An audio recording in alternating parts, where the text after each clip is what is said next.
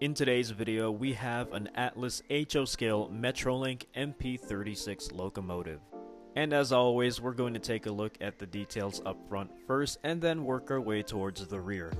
So here we can see the windshield with 4 windows, twin headlights, ditch lights, and a number board, and sand filler hatches on the left and right just under those ledges. Heading down we can see MU cable receptacles, anti-climber, and a coupler cut bar. MU hoses are also present, as well as a plow under the coupler. To the left side we can see some smaller details under the cab. For example, we can see the E-bale and sanding lines here. As we go across we can see some vents, grab irons, a battery box, and the long blue stripe with the Metrolink logo in the middle.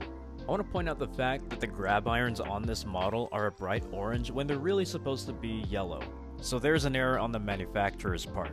Anyways, moving on, we can see the marker lights, twin headlights, grab iron ladders, a door on the right, sand filler hatches, and a handrail. MU receptacles, MU hoses, and the coupler cut bar is present here as well. The right side is essentially the same as the left side, except here we see the air reservoir tanks instead of the battery box. Up here we have fans. The first one on the left is for head end power, the next 3 are for the radiator, and the final 2 are for dynamic brakes.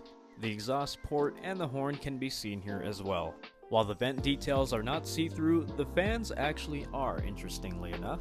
Last but not least, let's take a look at the bottom where we can get a better view of the piping details, air reservoir tanks, battery box, and the fuel tank.